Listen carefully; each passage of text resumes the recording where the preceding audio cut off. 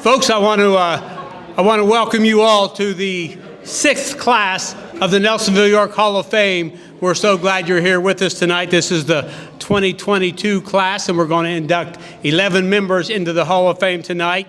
Once again, you Hall of Fame members who were just here getting your picture taken, would you stand up? Would you stand up so we can see who our class is this year in 2022? Let's give them a big hand to start out with right now. And you remain standing, if you will. Our prior inductees, we have a number of those here with us tonight. Why don't you stand up also so we can see all the Hall of Fame members here with us this evening. Okay. Thank you. Just a few things before we get to our meal here, and we'll do that real quick. Just a few things of order. You Hall of Fame inductees tonight. We will be recognizing you at our football win over Trimble tomorrow night.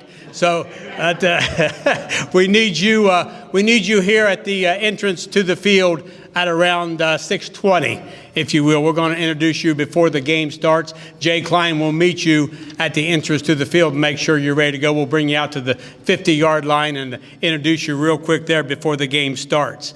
If you got a program when you came in, you saw the order of the names on there, so you can see your name on there. That's not necessarily when you're going to come up and talk. So don't be getting nervous about knowing who's first and what have you. That's not the order you're coming up in. It's a random draw. We'll bring you up, and we'd like you to say, something 3 or 5 minutes, talk about who you want to talk about, thank who you need to thank, and what have you.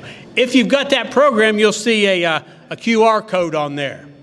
We just made our website public today. And if you haven't seen it, Whitney Maiden did a great job with this website. You can find that at nyhshof.com or on that scan code there. I don't want you looking at the website while I'm talking tonight, but make sure you get a good look at that. It's a great website. It's got all our past inductees. It's even got you new ones on there tonight. It's got your pictures and bios on there also. So make sure you get a look at that if you can. I believe that's all we've got for the moment. I do want to introduce the chairman and historian of our group, and the guy that puts these great videos together and does really all the yeoman's work here for our Hall of Fame, and he's Nathan Dean. Nathan, come on up.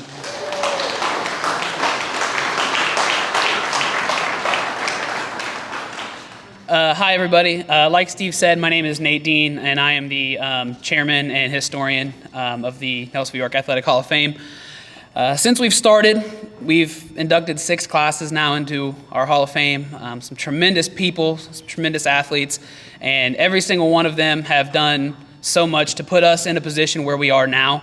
All of our athletes right now walking through these halls, they should be thanking everyone else who came before them. They've really put in the work, and we really appreciate it. Again, I would like to thank Whitney Maiden. When you guys do get a chance to look at this website, it's phenomenal. It's very nice, very well done. She worked so hard on it, and I hope you all appreciate it as much as we do. I would like to recognize some people, the rest of the committee. So if you are all here, when I say your name, if you just like to stand up. First off is Steve Cox, Cheryl Nunley, Greg Jones, Greg Warren, Jay Klein, and Whitney Maiden. Whitney can't be here with us tonight, but if you all else are still here, please stand up so we can give everybody a round of applause.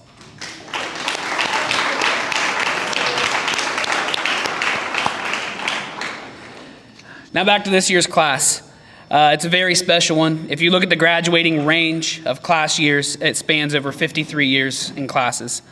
Amongst them, you'll find 59 varsity letters, 24 TVC championships, 24 all-conference selections, 7 all-state selections, 5 sectional championships, 4 SEO GAL championships, 4 state qualifiers, 3 TVC players of the year, 1 SEO AL player of the year, a pioneer in women's athletics, a 3 collegiate sport athlete, a tremendous, knowledgeable, and loving coach who led NY defenses to some of the best seasons in school history, and one of the best PA announcers in the state of Ohio. We're really excited for tonight, and I hope you guys all enjoy your night here. And I'm going to go ahead and turn it back over to our MC, Steve Cox.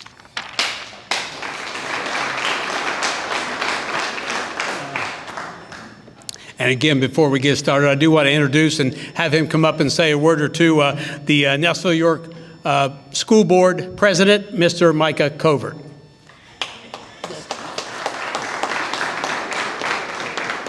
I won't say as many words since I'm standing in between you and that wonderful meal back there, but I do have a few things to say. So thank you, Steve and Nate. I am Micah Covert, President of the Nelsonville York City Schools Board of Education. And on behalf of Superintendent Rick Edwards, Treasurer Sandy Hurd, and the rest of the board, I'd like to thank you for being here tonight. A huge thank you to Nate Dean and all of the Hall of Fame committee for their hard work and diligence.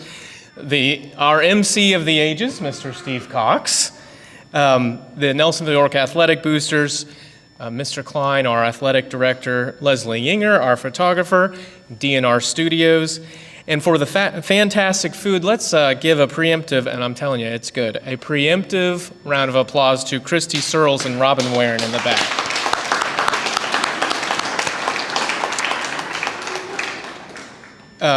We on the board are very proud of the Athletic Hall of Fame. We're very proud of the contributions of all of you to our school district and to our culture.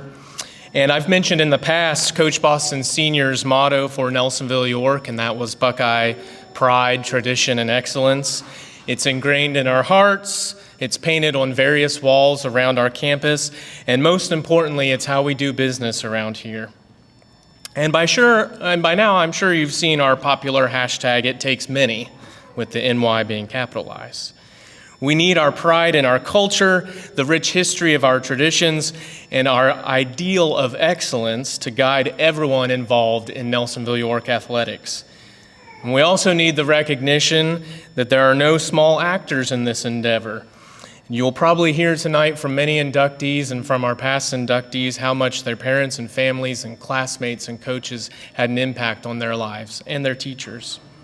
Our teachers, our coaches, our parents, our families, our siblings, our fans, our classmates, and without a doubt, our student athletes all play a part in that synergy. Let me share a little bit with you about our student athletes. Many psychological studies and educational research prove that student athletes perform statistically higher than non-athletes academically, or in layman's terms, they're better students.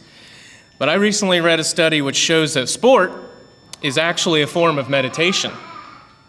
And in a society where students frequently have trouble calming their minds, there is power in the meditative state of sport. It increases our ability to radically enhance our compassion and our empathy. And the reason? Well, because athletes know themselves. They know their bodies, they know their emotions, they can fight through the pain and use this resilience to continue to push themselves, push through yet another practice, or another play, or a long volley, or another 100 meters, and also push their brains to care for others and something bigger than themselves. So in a sense, we know sport can make us better people. The individuals we honor tonight not only cultivate pride, tradition, and excellence in their personal stories, they've also used their talents, as I mentioned, to enhance the larger Nelsonville York community. They honor those members of the Buckeye family, or Greyhound or Bruin family, who came before them, as well as our current and future Buckeyes, who will look to them as role models. They'll walk down the hallway and see those plaques. As with all Nelsonville York alumni and former faculty and staff, our life's actions continually reflect this Buckeye community. What seems like a small achievement in the singular form, something like a job or a graduation or a healthy relationship or a family or a scholarship or a new school record or a championship or the desire to come back and coach, when taken together, shows all of us that it does take many. And regardless of your talents and passions, you strive for success and excellence. Candice, Ed, Robert, Ernie, Dave, Jason, Jonathan, Artis, John, Tim, and the Simon families. I thank you for your time, for your service to our community, and once again, on behalf of the board and administration, my very heartfelt congratulations to the inductees and their families tonight. Go Buckeyes.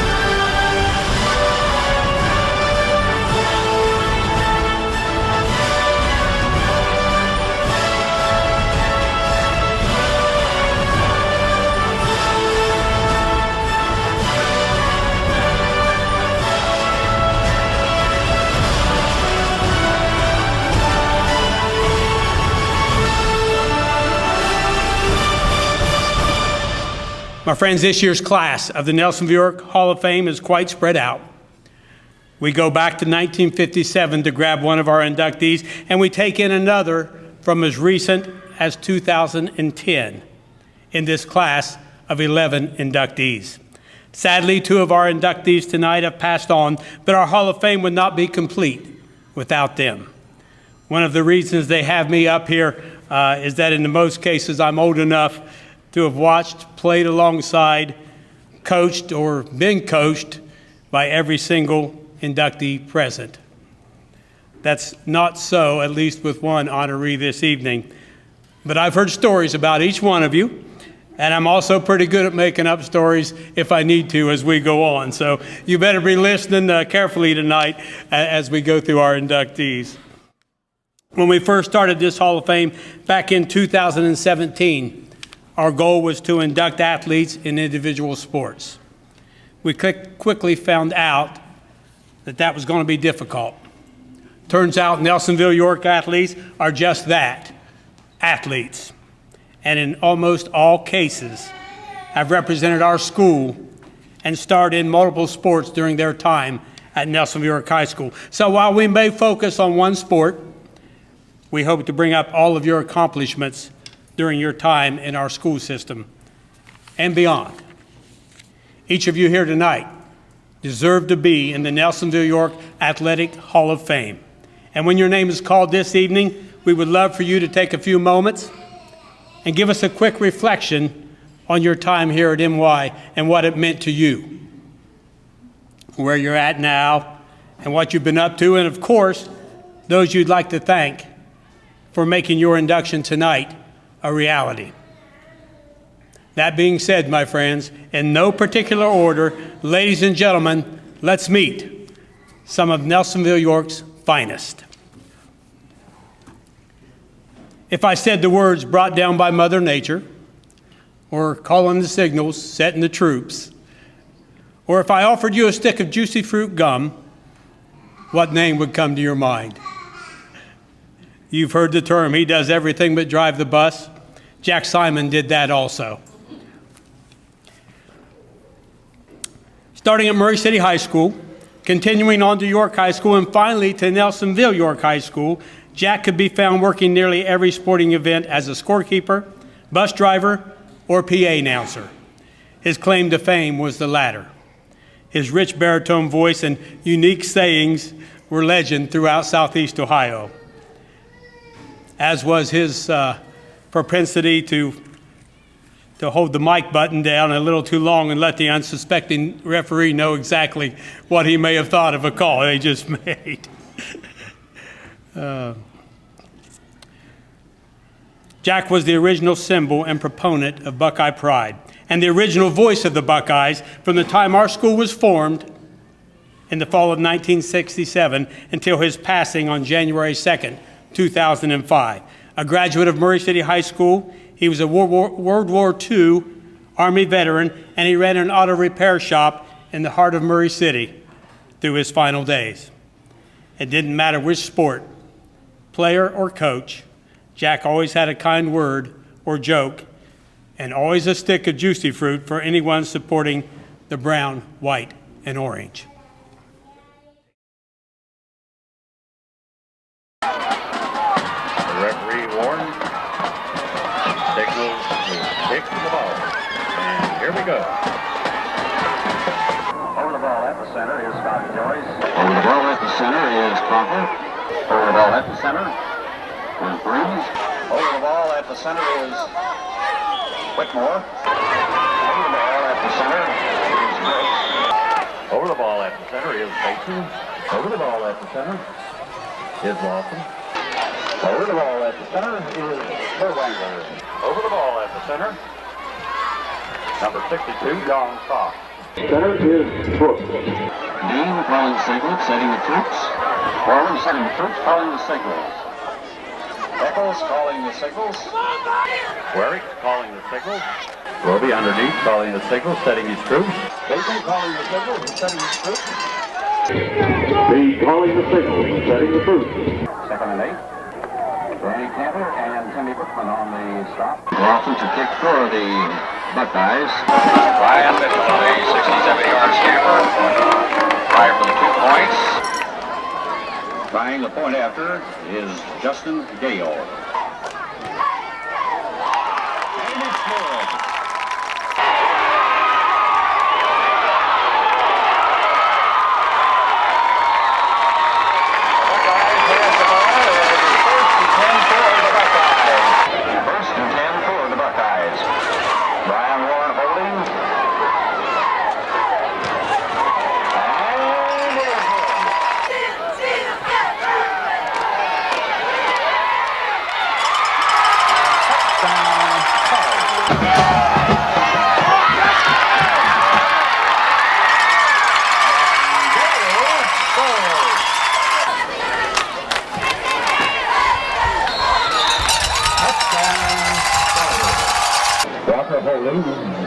Watkins, the kick. And it is good.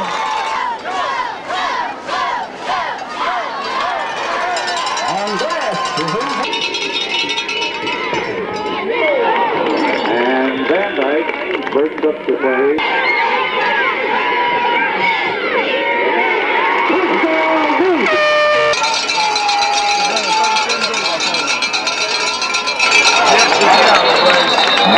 Mother Nature. Thank you, ladies and gentlemen. Please be careful.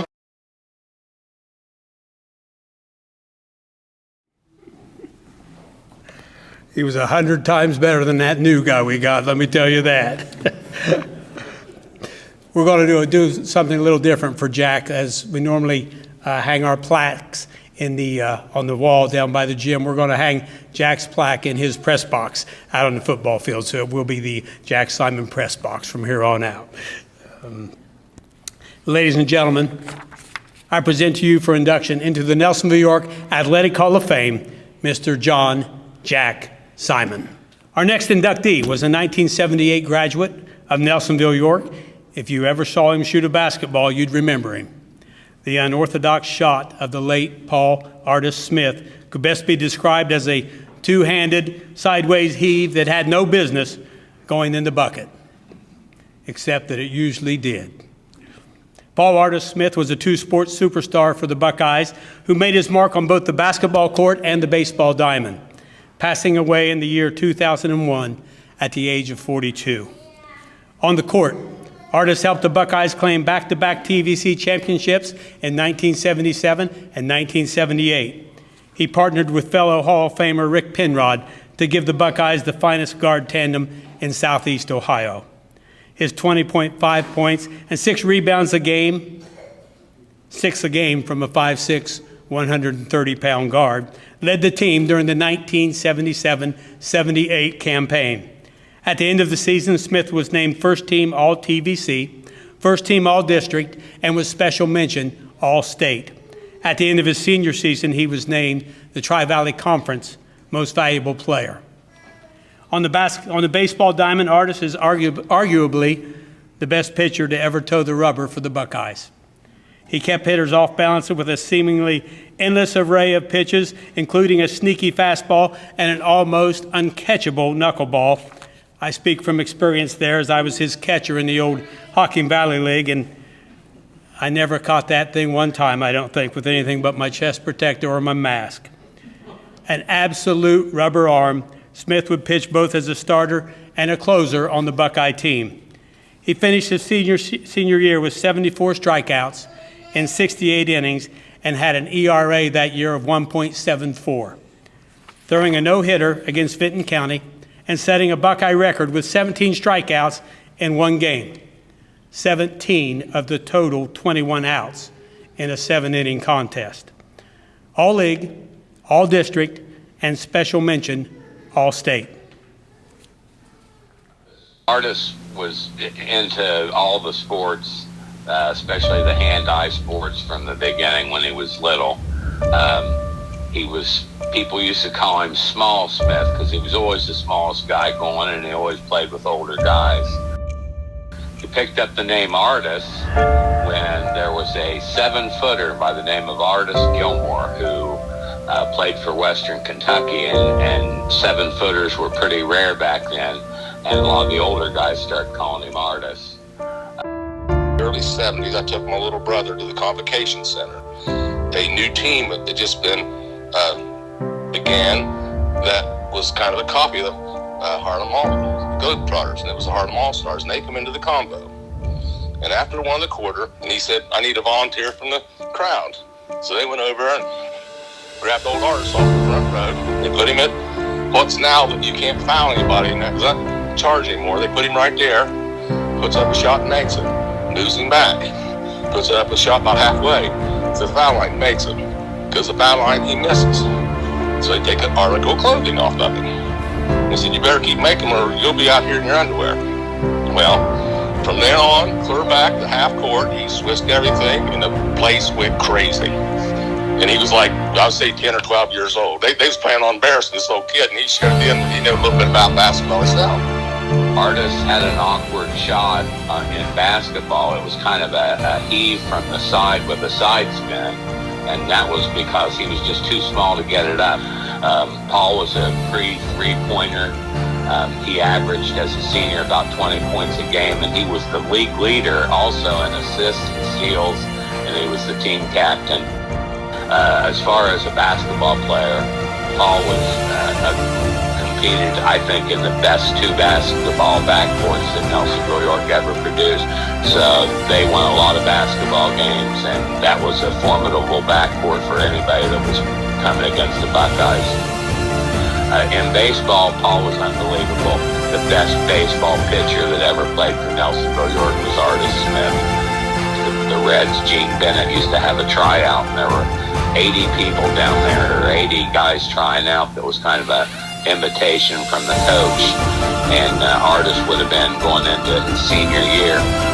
And back then there weren't a lot of radio or a lot of radar, and so they had the kids throwing, and they were interested in the radar. When it was done, Gene Bennett asked two people to stay, Jeff Montgomery and Artis Smith, and he talked to them, and he told Artis and Jeff, when he called them over, they had thrown 89 miles an hour. Now, that's pretty good when you think Artis was 5'6", 130 pounds. And not only could he throw hard, he had about 6 pitches. We used to laugh and say Joe Brooker didn't have enough fingers as a catcher to call a game for Artis. He had 6 pitches. He was a strike machine. He was a badger on the mound. He had a rubber arm. It was amazing. He was an amazing basketball player. He was the one that you wanted the ball in the hands to that shot you needed, because he could dish off just about as good as anybody ever knew. And he has a nice cast with him, so congratulations to Artis. I'm proud that Artis Smith has been picked to the baseball team and the Basketball Hall of Fame in Nelsonville, York, and I think they hit a home run on this one.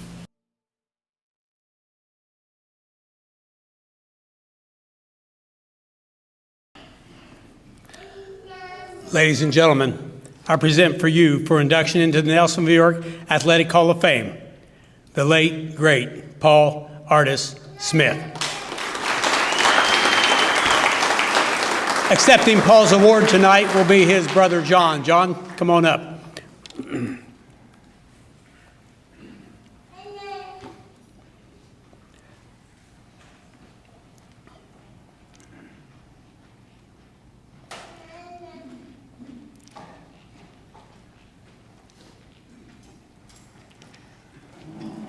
John Smith, ladies and gentlemen.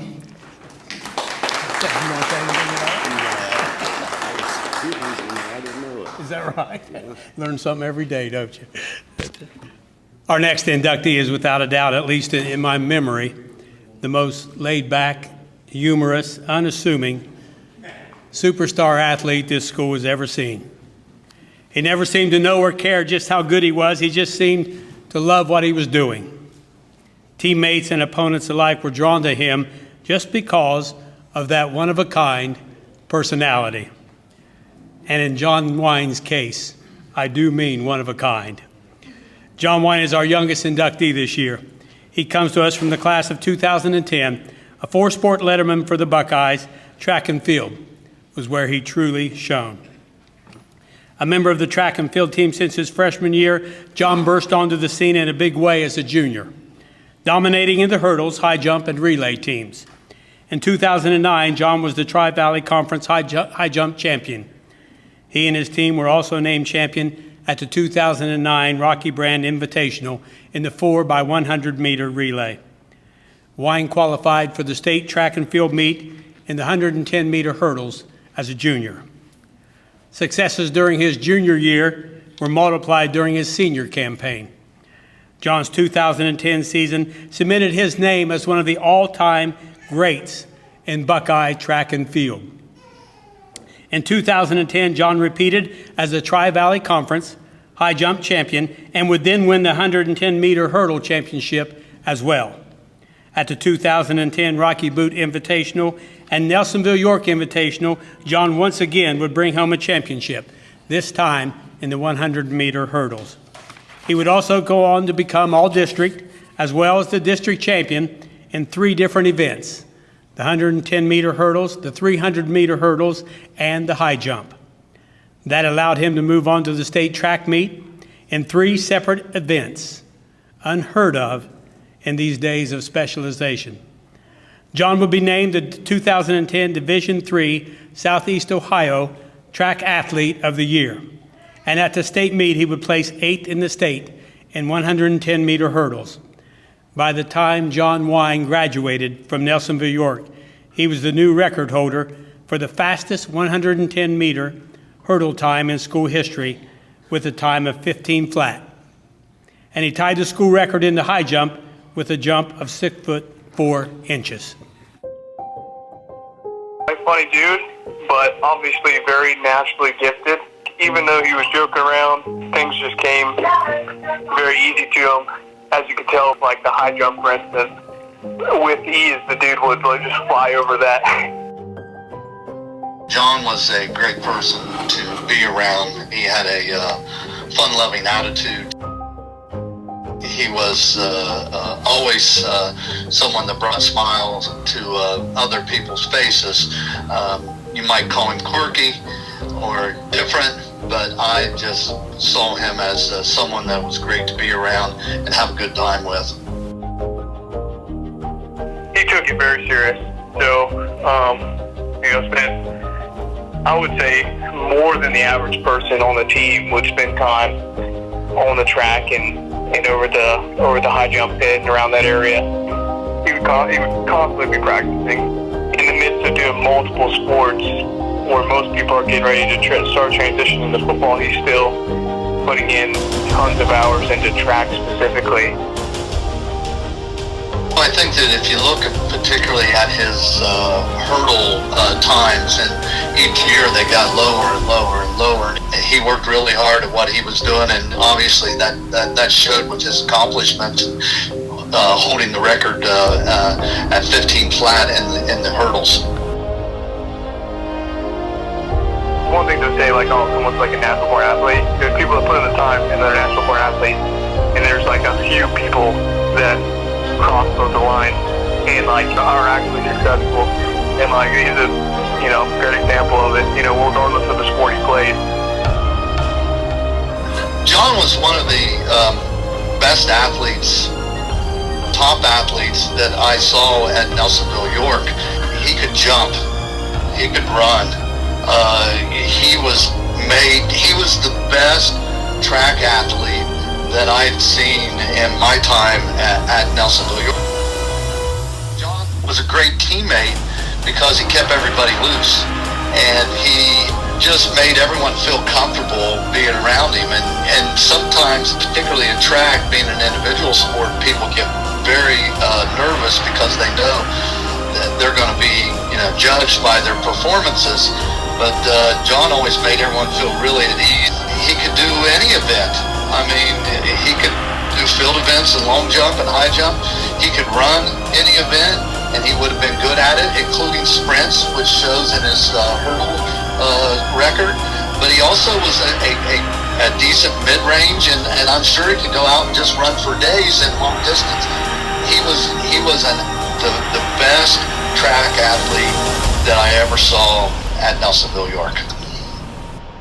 I enjoyed being around him so much because he was so pleasant. He just had so much fun with what he was doing. He'd tell him, like, you better watch this because something big's going to happen, and things like that. And it wasn't in a bad way. It was in an entertaining way. He was the most entertaining athlete I'd ever been around. To me, just wildly impressive. So just naturally athletic and just a character. And then just to be a great dude to be around that was charismatic and, a magnet to other people, and made it enjoyable to be there, to enjoy the sport.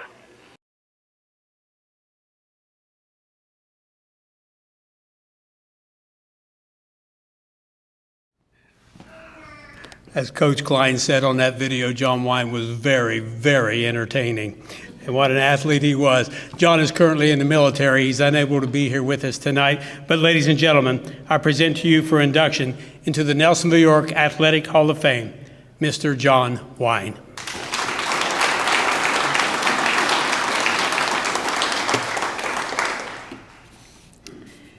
In 1997, Coach Kevin Meade and his team came into the season projected to finish in the middle to the bottom of the conference play. That didn't happen, as the Buckeyes rolled on to an undefeated season, averaging 30 points per contest while only giving up 6 points per game. Our next inductee was a major part of that undefeated season on both sides of the ball. Jason Bubba Russell was a 1998 graduate of Nelsonville, York. A three-sport athlete, he was a letterman in both baseball and basketball. He was an absolute difference maker on the football field. The unknown Buckeyes proved they had it all in 1997, but the glue of the team was an unassuming offensive guard and defensive nose guard who gave this team a more than solid foundation to build around. On offense, he could be counted on to open holes for the Buckeye running attack and was one of quarterback Ben Roby's most trusted protector in the Buckeyes' high-powered passing game.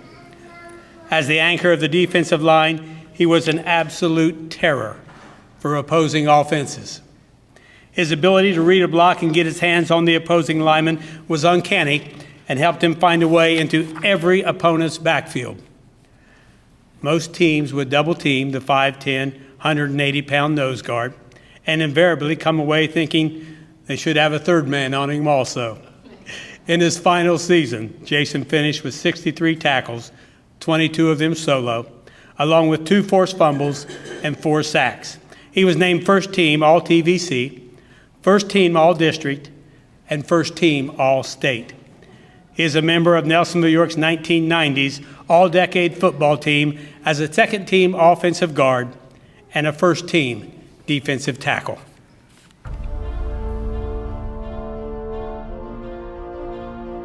He was an absolutely outstanding nose guard. Honestly, I can't think of a better defensive lineman that I had during that 10 years.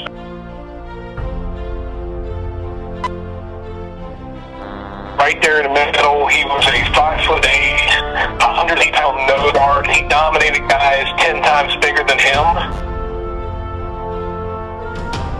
Jason Bubba was always like a team. It was all about the team, and he led by example. One thing I remember in particular, when we're playing Belfry at home his senior year, it was one of those rainy games, and we really struggled the first half. I can't remember for sure. We may even been behind at halftime. Of course, I was upset at halftime. I'll never forget Bubba. We were in the classroom where we always went in at halftime. Bubba didn't take his helmet off. Didn't unstrap his chin strap. And, I did my thing and said what I needed to say, and he was so fired up. He got up and gave an awfully inspiring speech to the rest of the team. I tell you, it made the hair on my neck stand up. It was one of the great things I remember during those 10 years that a player actually did. And we were playing pee-wee ball. We always said, me, Bub, Josh, Walker, we all said, when we're seniors, we're going to go 10-0. And Bubba held us to that standard every single day, every single practice. I'd go 1,000%. That's because he was constantly reminding us that we're going to go 10-0. He had great feet. He was very quick off the ball. He could really read a block and cross the center space and get himself involved in the play. Really good leader. Of course, he was a part of a special group. Was the most unlikely 10-0 team in Nelsonville history, TVC history. A lot of people said that. I remember reading the paper and they were talking about team going. They picked us to go 4-6, 3-7 because we were back-to-back 6 and 4 years, and Bob just kept reminding us, it's like we're not going 6 and 4. We're not going 6 and 4. We're going to go 10-0. We're going to win the TVC. We're going to shut those people up. Just a great kid, but he was just an outstanding football player. Always gave you everything he had. Extremely coachable. He listened, and a great teammate on a very special team. Nelsonville has a rich history. football, and it wouldn't be complete unless Jason Bubba Russell was in there.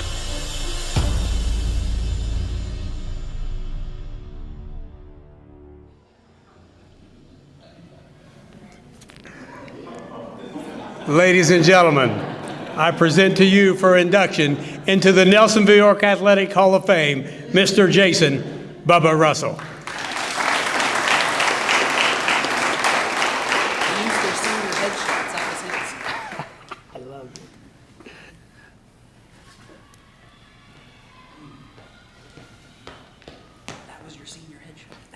You look great. Thanks. Did you see all that hair? Wow. Where'd she go? Well, I'd like to I mean, obviously my teammates, they call it the ultimate team sport for a reason. And I guess I was just really lucky, like coming up, playing with the guys I played with. You didn't realize it at the time, but as I played with them, and we would practice during the week and stuff, and then we'd go into the games, and I would find myself flying past the opponent. And later in life, I realized I was playing against the best linemen in our league, and through the week, I think they did the all-decade team, and I think our whole line was on there, got lucky in that sense, and all the way up through, I had great coaches. That I couldn't say enough about. I mean, one of them's here with me today, getting inducted.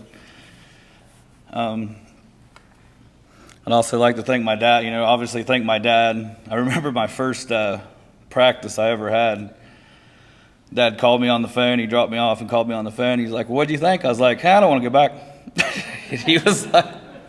He's like, well, you already started now. He's like, you can't quit now. So I'm glad that he made me go back. I was in the 3rd grade, and then, some of the relationships that I have today, I mean, I hug all the guys. They're my brothers. It's just amazing. This is a great thing. I'm glad you guys, we started this. It's just really great. I think that's all I have. I'd like to thank everyone. Thank you. Thank you, bud. All right.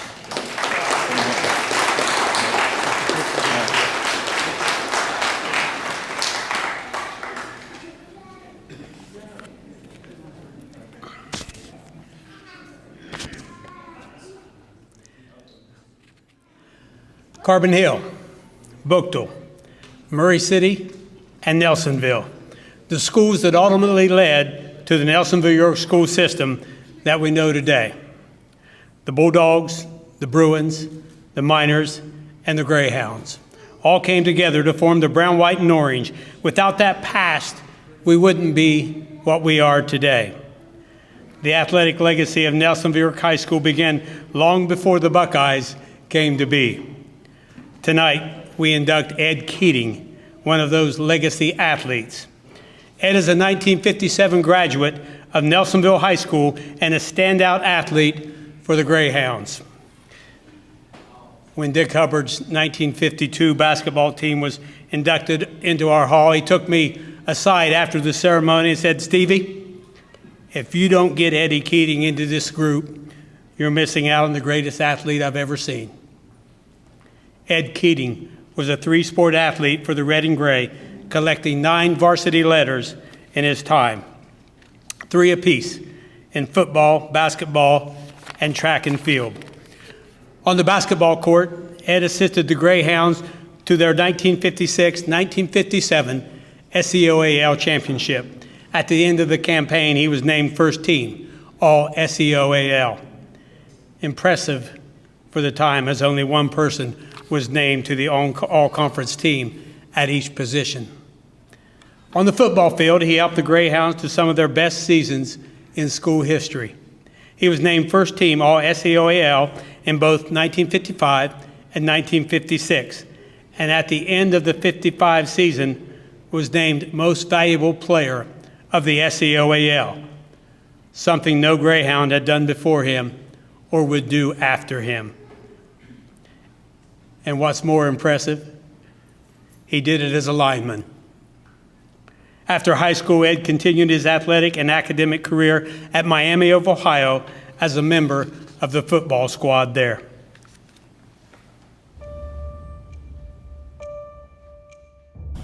Well, Ed played for Nelsonville. I played for Bookdale. And I played basketball against him and baseball sometimes.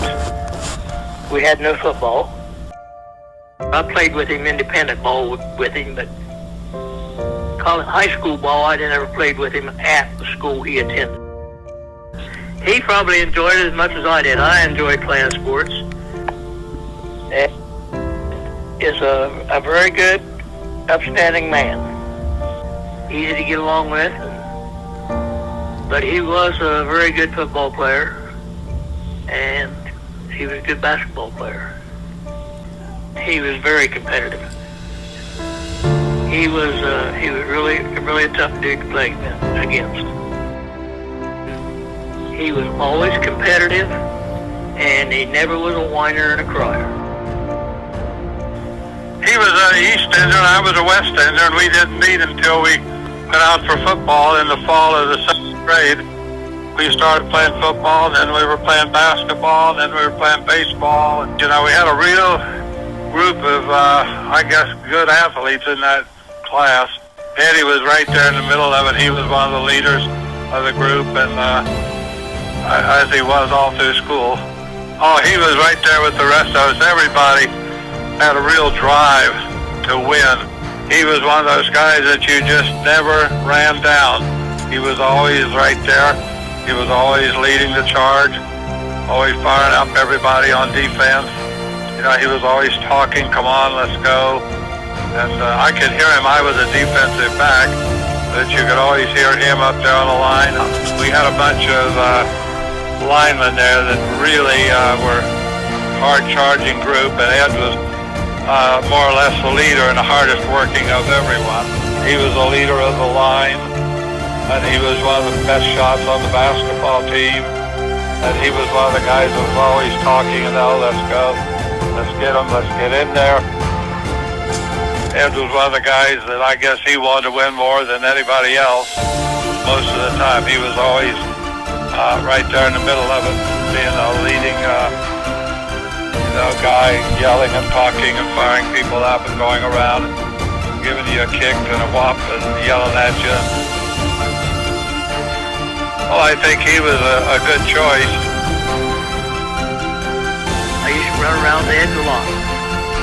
And he was, like I said, he was a fine individual.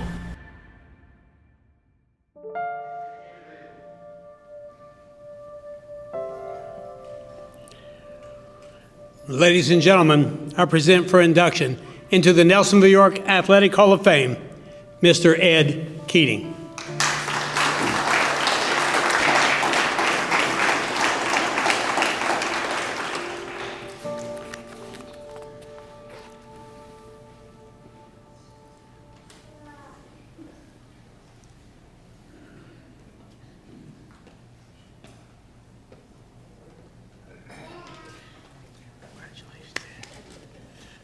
Well, I'll tell you what, I'm really thankful and humbled to receive this award.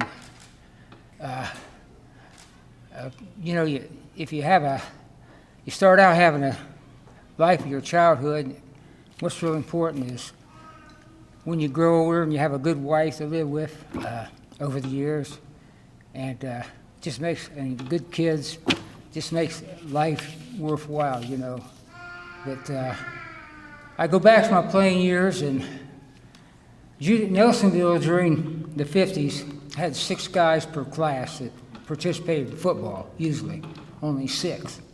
And so, didn't make a very large team, but we had the fortunate to have 10 good ball players that played in Nelsonville in 56 and 57.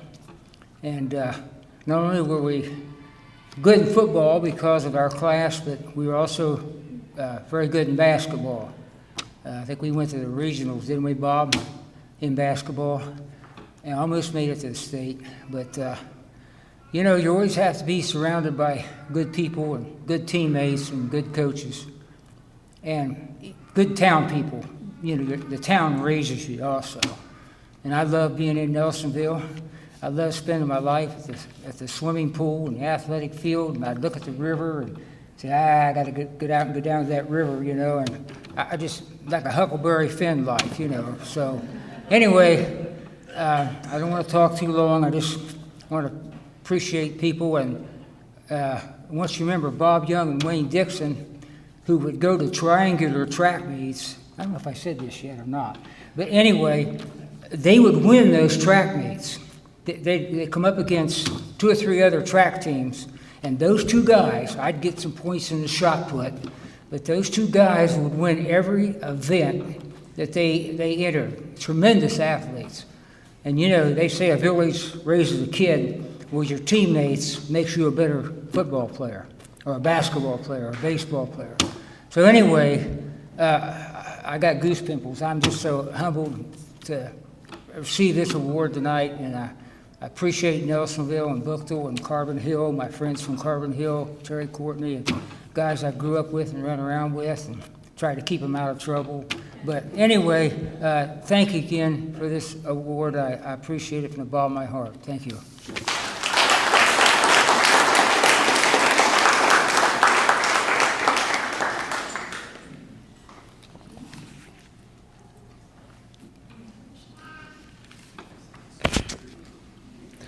The words fluent, elegant, and graceful could definitely be used to describe our next inductee.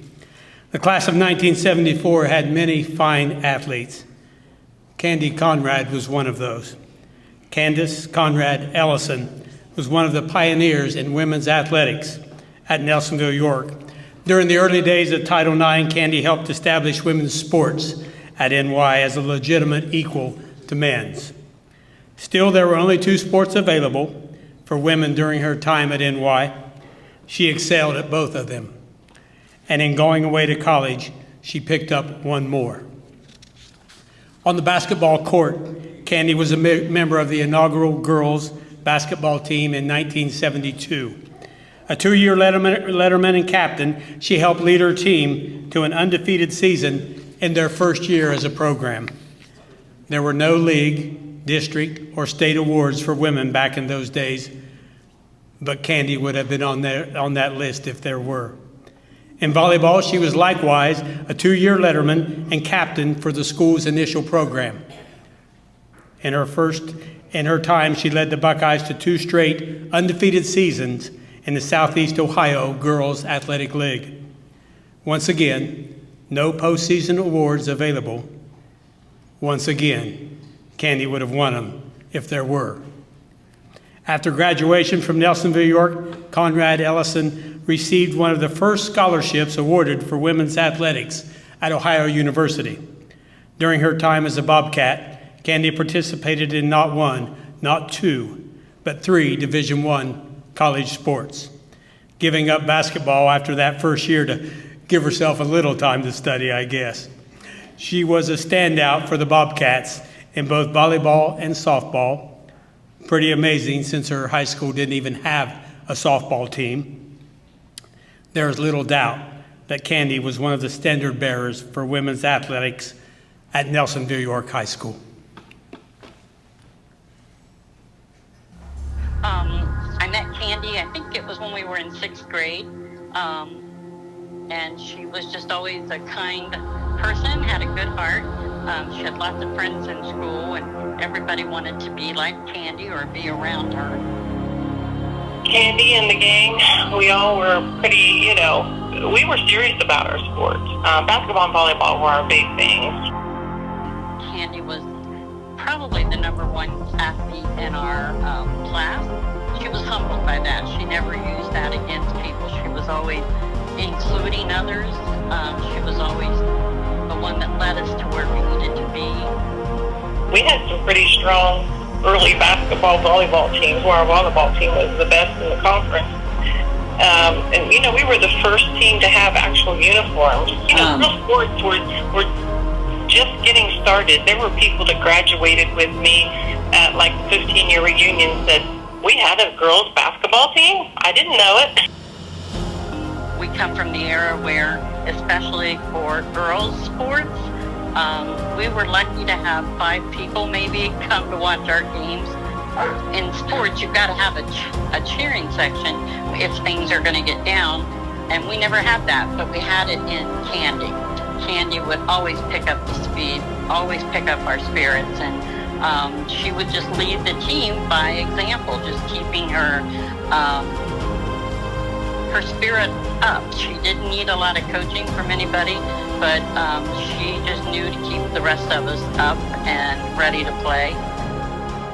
You know, Title IX had just come in to being, and it just took Nelsonville a while to catch on. It's amazing they even hired us a coach. And we do come from that era where Coach Nunley had to drive our bus, and exactly, sometimes we didn't have a bus. But as a person, especially for me, I wasn't a great athlete, and Candy never treated me any different. And that was why I went on to play other sports as well. So I always enjoyed Candy, and I especially enjoy her now. And she was just a spark that kept our team going. She was just the light of our team.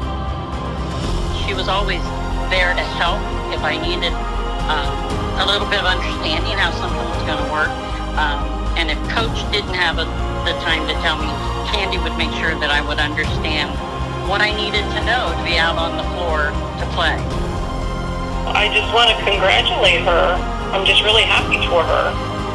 She was just the spark that lighted our team.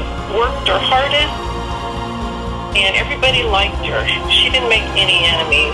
Sometimes you can do that when you're trying your hardest and doing your best. I think everybody loved Candy, and she was just a go-getter.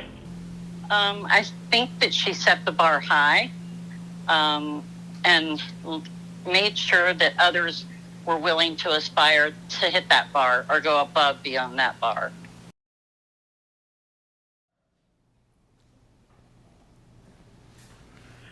Ladies and gentlemen, I present for induction into the Nelsonville, York Athletic Hall of Fame, Mrs. Candice Conrad Ellison.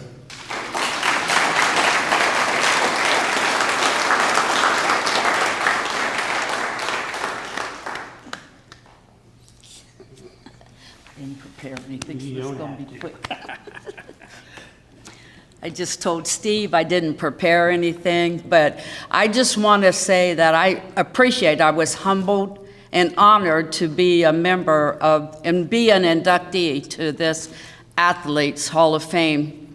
You know, I played as a team member because we know that there's no I in team. So you can't play just for yourself. You have to play with the whole team. And of course, I have to thank my parents. You know, I had a lot of brothers that was older, so they kept us in sports all the time. So I think that's how I became an athlete. But I also want to thank my coach, who is here tonight with Miss Cheryl Nunley. And like you said, she was our bus driver, she was our coach, she was our mentor. We'd go into the office and just sit and chat with her anytime we needed something, she was there. And I so appreciate it. Thank you.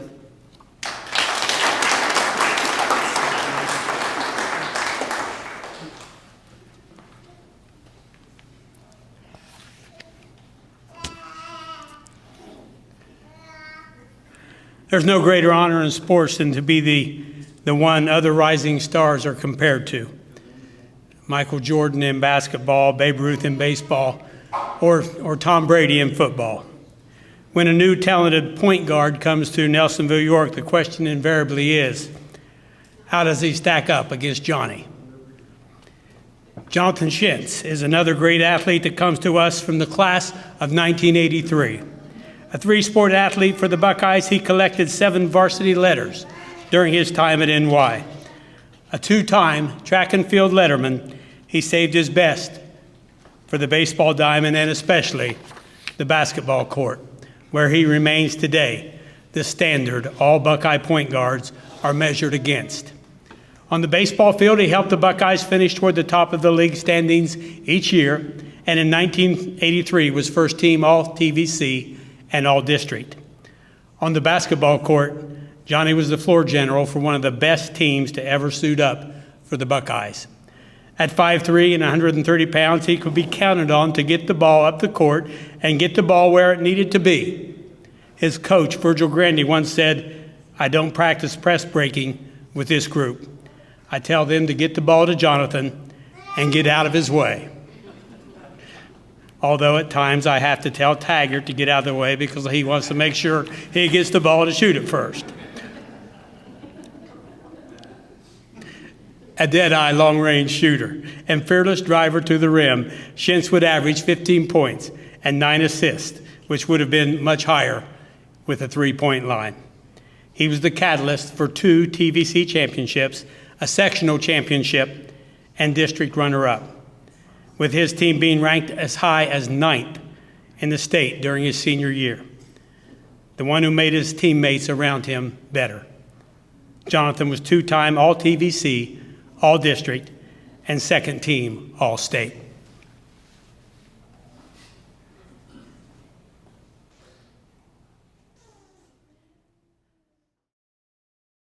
Johnny and I have played ball together since we were in the 5th grade. He and I are probably have better chemistry than just about anybody I've played with. He was a great guy, positive all the time. He was intense. You know, he's 5'7", 130 pounds, 125 pounds, maybe soaking wet. But I tell you, he had the heart of a giant, and he wanted to win. He was the point guard of our team. I mean, he was the catalyst. He was the one that got things started. He got things set. We had 2 years, our junior and senior year. We lost 3 games junior year, won 18-3 and 19-4 senior year, and he was a big part of that. I mean, he was our one-man press breaker. We had nothing. We had no press breaker. I would take the ball out of bounds, throw it to him. We'd get down the floor and he'd bring it down. Right-handed all the time, and no one could get in front of him to stop him. We played Southern. We played them. They were undefeated, ranked 4th in the state. And we had lost 1 game, I think, at that time. Gym filled up at 4:30. And Carl Wolf come out, and they wanted to press us. And they were going to pressure us. And Johnny broke the press all night, no problem. And then years later, when I was in college at Tiffin, Kent Wolf was at Rio Grande, and we were playing them, and he and I were talking, and he asked me the name of that little guard. And I told him, he said, I got so tired of chasing him around that night, he said, my tongue was on the floor. He said, I got all kinds of heck from Coach Wolf because I couldn't do anything to stop him. When we had that run going, if we'd had the three-point line, that's the only kind of jump shots he ever took was the top of the key, so it was either layups or jump shots for him at the top of the key, and he did a great job for us. Never had to worry about pressure on on the defensive side because he always took care of all that by himself. He's a competitor. Do anything we could do to win, and we had great success over the last couple of years. Well, I just want Johnny to know that I love playing with him. You know, we're like everybody else. We had some ups and downs while we were playing, but that goes on everywhere in every sport. But we were always able to work through them and work together and have a lot of success, and I enjoyed every minute of it.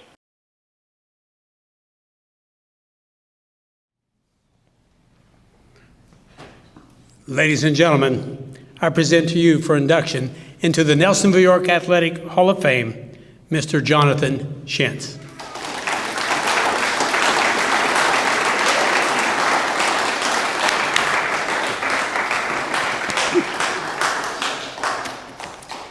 Okay, I'm going to talk a little bit longer than those other people did. So, first of all, I want to thank Steve. I don't know if everybody knows this. Steve and I have been friends for a long time. And I actually lived with him for a couple years, and he didn't charge me rent, so I really, really love this guy. But he's the one that called me, and there couldn't have been a better person to call me that told me I was selected. So thank you, Steve. I also want to thank the other inductees today, or not thank, but congratulate all the other inductees today. It's an honor to be in your class with you. I was really lived in Bookville. I grew up in Bookville, and we could always walk to the games. And that's really going to watch the past players play is what got me really motivated to always want to be a varsity basketball player. Back in those days, kids can walk around everywhere, and it was all right. But we were so close to the gym, it was easy to get to the home games. So I want to thank those past players that I went and watched, and definitely one of them was Artis, and he was one of the people that I idolized. So, but that really is what got me motivated. Also, I was always around good players my whole life growing up. I grew up in Bookville, like I said, and we played ball. We had a bunch of kids that played ball up to Bookville Park, almost every day. Had some great athletes that I played with on a day-to-day basis. 5 or 6 of those boys end up being starters on the varsity or on the state football championship, and I was always real proud of them for that. And then I was telling my buddy Mike Bishop over here, who was in the first class of the Hall of Fame, who's in the class of '83. How lucky were we to be born in the year that we was in the class of '83.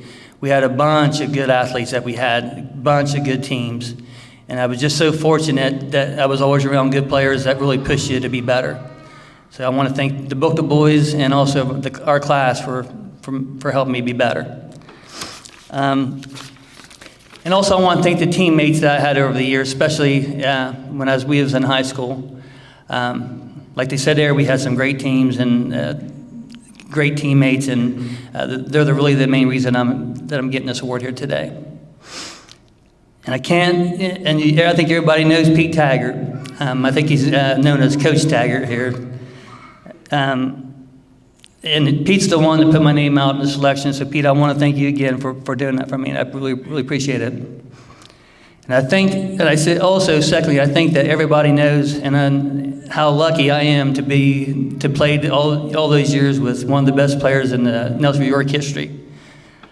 He was in the first class of the Hall of Fame, and I think he still is the boys' leading scorer in basketball. We started playing together early on. We played on almost every team together. We both were starters our sophomore year. I told him one time, I said, I think we can go down the basketball court blindfolded and be able to pass the ball to each other. I don't know if we could have shot very well, but I tell you, I think we could have passed the ball to each other. We kind of knew where each one was at all times. And Pete, I just want to tell you, it's truly an honor. Yeah. Now I want to talk about the coaches. One of the first coaches we had, and actually growing up in Bookville, that coached about everything that we played in, from 4th grade on up to maybe junior high. He coached some baseball in junior high. Was Rodney Gallatin here. Rodney, you want to put your hand up? I don't know if any people that took time to coach youth sports, you know that it takes a lot of time and effort out of your life to coach those sports, even though you're not even getting paid for it. I just want to thank you, Rodney, for putting that time and effort. The next one is I want to mention Coach Grandy. I moved away back in 1992 to the Belpre, Marietta area. So there was a lot of years I went without seeing Coach Grandy. And there was a lot of time over those years I had in my mind that I would like to tell him how much I appreciated him giving me a chance, and to tell him how much I respected him, and never did get that chance. But about 5 or 6 years ago, my wife and I attended a football game, and him and his wife was in the end zone, and I told my wife, I said, come on over here, I want to introduce you to someone. So I went over and introduced him to Mr. Grandy, and as soon as I introduced her to him, I pushed her away and got in there, and I told him everything I was wanting to tell him all those years, and told him thanks. And we had a good old hug, and he told me the same stuff back, and And, I think you all know now that he's passed away, and I'm just so lucky that I had that chance to be able to time that stuff. So I got some family here and some friends. One thing I wanted to mention is my dad's here. Every time I see him, he says something to me about basketball, about me playing basketball, and I love that you do that. So thank you. Then there's also a lot of other ones here there. I don't think I can name everyone, but thank you so much for coming today and support me on this. And I think I better mention one other person.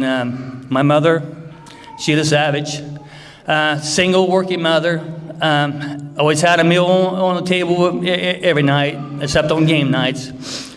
But she never knew anything about basketball until my sophomore year when I was on the varsity team.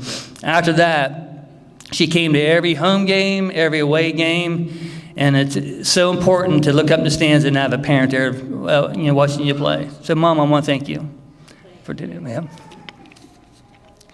I got one more story to say. Is about the first game that we played in. Me and Pete as sophomores. I said I started every game, but I didn't start the first game that we played in. We were playing against Alexander, and I think Alexander was supposed to win the league that year. And it was the first game of the season we were playing at home, and I think that we were probably closer to the bottom of the standings that preseason.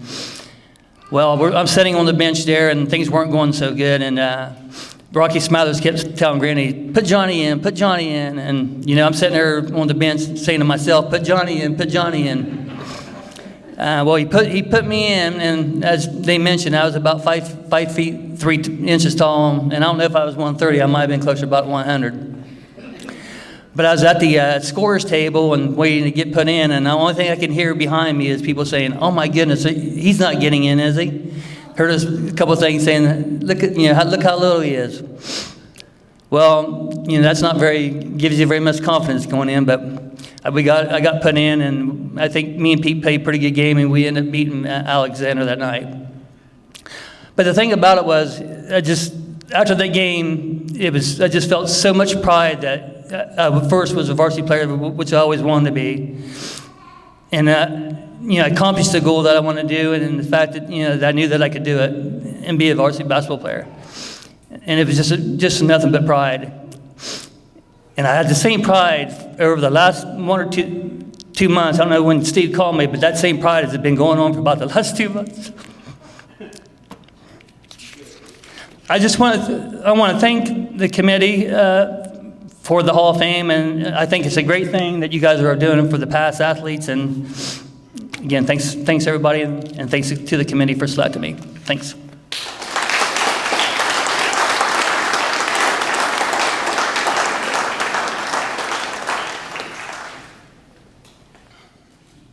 Our next inductee, like so many in our hall, could be described as an all-around athlete.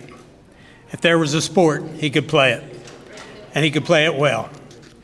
Dave Pritchard is a 1974 graduate of Nelsonville High.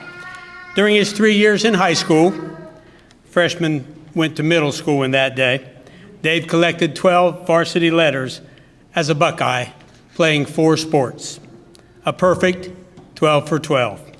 He set the school record in the high hurdles during his time at NY, while also starring on the baseball field as a pitcher, first baseman, outfielder if needed. In baseball, he was first team All-TVC in both 73 and 74, and first team All-District his senior year. In basketball, he was an important cog in our first ever TVC championship in 1973, along with fellow Hall of Fame member Greg Smathers, making up one of the finest scoring rebounding duos in Southeast Ohio. His team won 2 sectional championships and were district runner-up in 1974. He was a 2-time All-TVC and All-District first-teamer and named All-State his senior year. He finished his career as the all-time leading scorer in Buckeye history. On the football field, he found similar success. A left-handed quarterback, he was probably the first in Coach Dave Boston's run-heavy offense to really open things up with the pass. I think, well, Taggart, since you're here, if you watch this video tonight, you'll see he was a passing quarterback, but back then, Buckeye quarterbacks had to block also. So, Taggart, you might want to take a little lesson from that. while you're at it. Pritchard quarterbacked the first of our 24 TVC football championships, leaving the school as the all-time record holder in 10 different categories.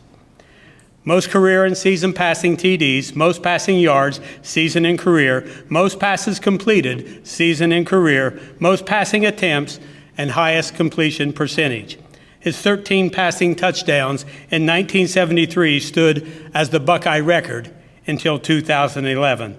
Two-time All-TVC and All-District, Dave was also selected as a quarterback for the 1970s All-District team, All-Decade team, excuse me. The thing about Dave is the most underrated, behind the scenes, best athlete, everything else that Nelsonville Yorks had. But he got along with everybody. He was a good person. I played with him for 4 years. I grew up with him, and I know him. He and I, we lived together for 3 years in college, and there's not a better athlete than Dave for us quarterback. If Dave was playing in the game today, he would be, a 2,000-yard passer and a 1,000-yard rusher. But I mean, Dave was 6'3", 200 pounds. Besides being a great person, I think he was like 7th in the class academically. I mean, he graduated with like a 3.8 GPA. He was the guy that pushed me to make sure that I went to college, and then not only went there, but stayed. He was a leader in the classroom, and I think that was something that you look back and you see it.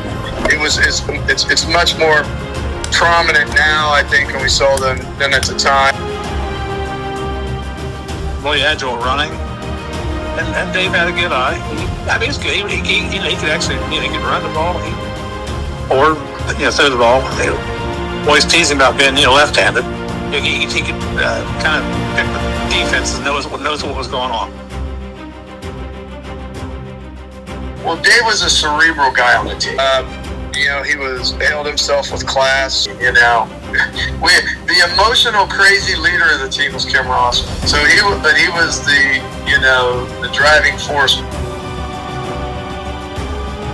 As an athlete, he was a leader on the football team, obviously in the fall, and then he would, throw the football down and start shooting basketball, and he was one of the best basketball players in the conference. When spring came, he was a first baseman and left-handed pitcher, and then ran the hurdles and did a couple things in track. So, he was just an all-around good, very good athlete.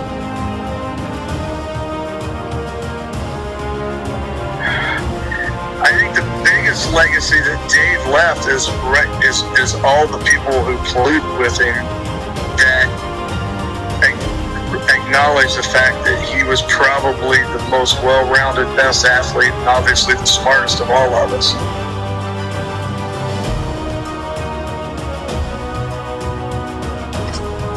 I think mostly just being a team player, getting along with all the players. I like to say everybody, like Dave, knew Dave.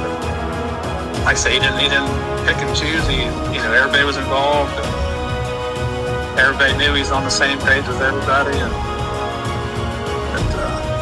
it's just one of those things that worked out well for us. Just congratulations. Probably been a long time deserving. Dave was awesome. He still is. He's a great person. Dave is very, very, very, very, very deserving of being in the Hall of Fame.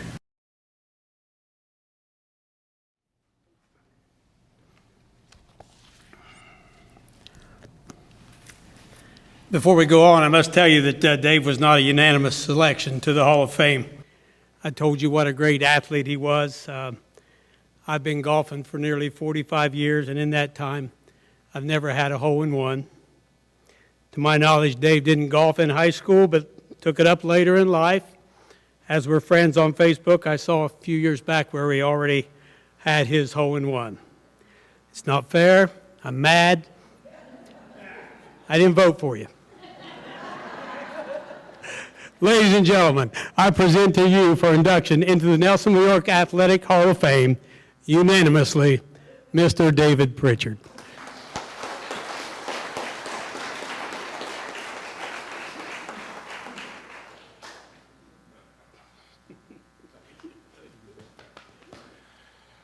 I need note cards. Let me say I'm really happy to be here, and this is a big deal and for me and my family. And one of the ways you can kind of figure it out, I've got a son, Tyler, here who flew in from St. Augustine, Florida. My son, Austin, and his lovely wife, Rachel, and my grandson, Jack, who's been babbling. Came in from Chicago. I've got my lovely wife, Pam, of 42 years here. My daughter is here in spirit, but she has kids in school and they have sports to play, and so she stayed home and is mom, but she's here in spirit. The one thing that I can say, I did a little coaching, and of course I played here, but small town high school athletics is about as good as it gets when it's done right. And here in Nelsonville, it's been done right for longer than I've been here, so beyond 50 years.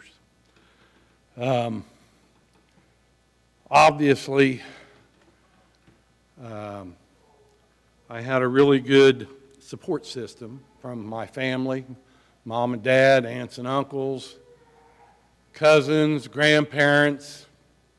We're all had a big part in when I grew up and me being an athlete, and anyone who's been a parent of an athlete knows they haul them all over creation.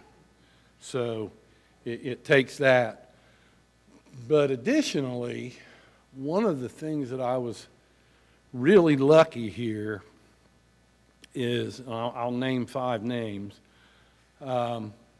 here in a minute, but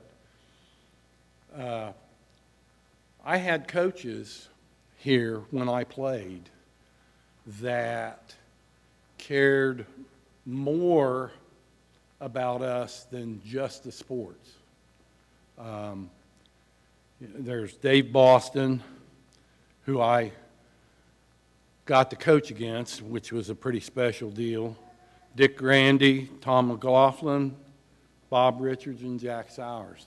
Those are the coaches I remember.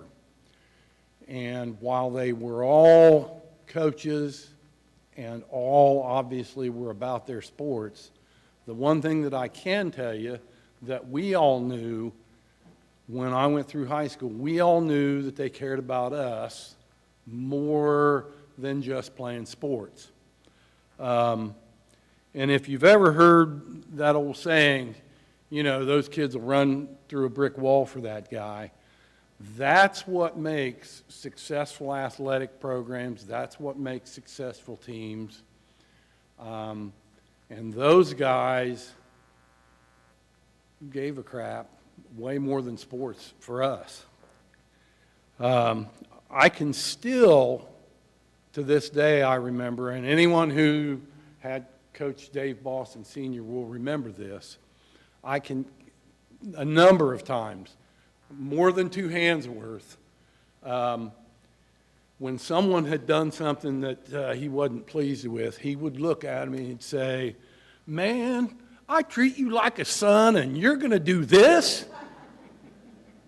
And the truth of the matter is it wasn't far off from that, to be honest with you. So I had a great support system from family, and I had good coaches who cared about all of us more than just, you know, our sports. So, you know, I was lucky in where I grew up, small town USA, people in town care, the school cares, the administration cares, and it made for a really, really fun career. In closing, I guess I want to thank the committee for choosing me to be part of this, and it makes me really proud and really humbled to think that there are some people that remembered what I did 50 years ago, and it was 50 years ago. So the biggest thing I can say is I'm thrilled to be in the Nelsonville York Athletic Hall of Fame, and thank you all so much. I appreciate it.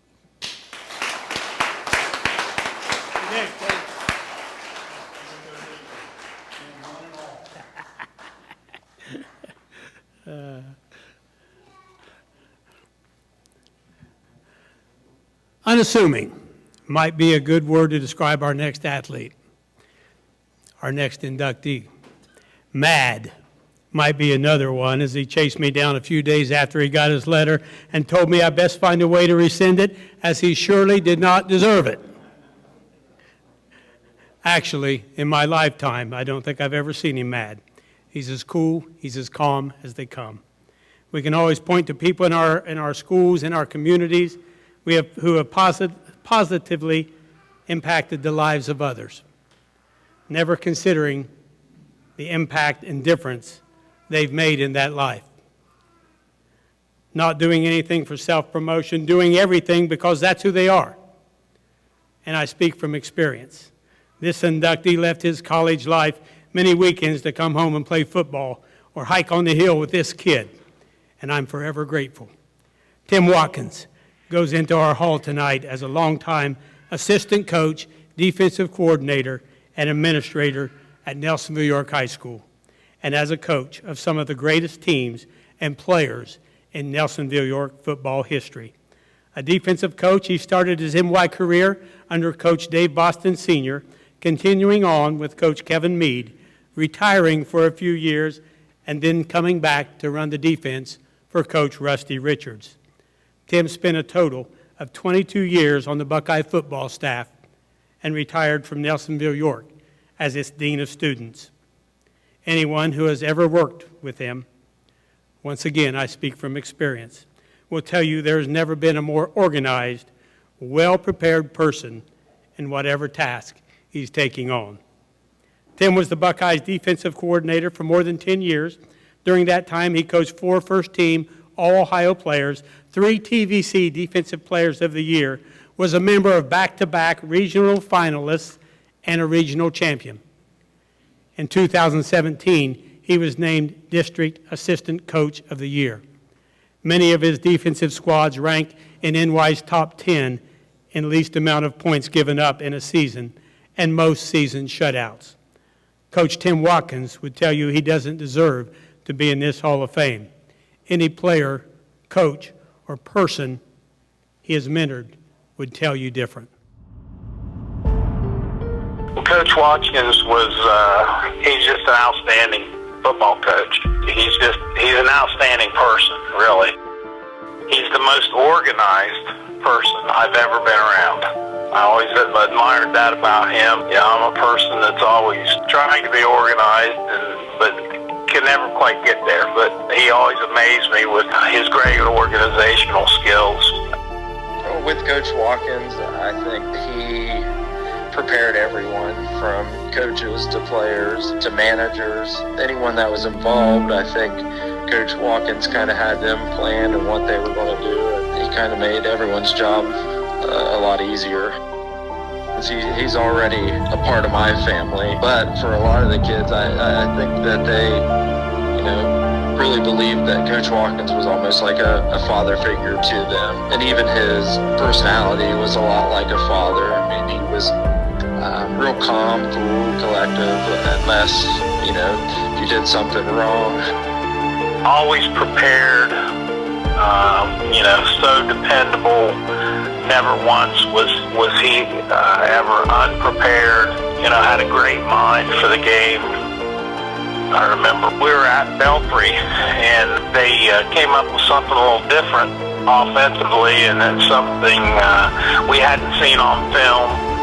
And Coach Watkins found a paper plate laying around on the ground somewhere, and drew up an adjustment, showed it to me, and I said, that looks good to me. Called timeout. Coach Watkins went out on the field and went over it with the team, and that one thing made a big difference in that game. It was a close game. We were able to win it. I know that one specific game plan that we had was against Wellston on the year we went 10-0, and Wellston, and they were good. They were giving us fits the whole first half, and Coach Watkins at halftime wrote up a new plan that totally went away from what we were doing the first half, and I think he almost put in like a 6-3 against Wellston. They never did catch on, and kind of handled him the second half, really. So, and I think Coach Meade would also agree that that was a big part of that win was probably because of Coach Watkins. The kids respected him. The kids all liked Coach Watkins, but they also respected him. He was just such a valuable person on our staff. He stayed with me all 10 years. There were two guys that coached with me all 10 years, Steve McCollum and Tim Watkins, and I wouldn't trade either one of them for anybody. Whenever anyone talks about Coach Watkins, it's definitely first and foremost is that he's going to be well prepared and organized, and there's not going to be another team that's going to fool you. He's a person that you definitely can rely on, and he shows his emotion, and you know that he really cares for you and for everyone. I really mean that. I would have never traded Tim for anybody, any other coach I was ever around. Just did a fantastic job, and just such a good, just a good person.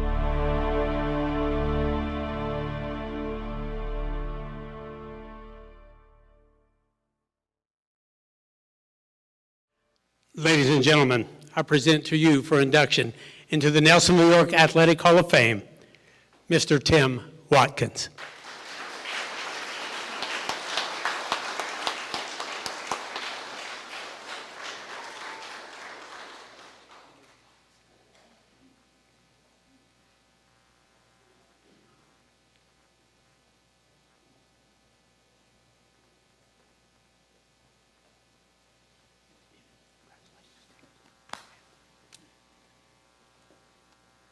I had some notes, but I forgot them.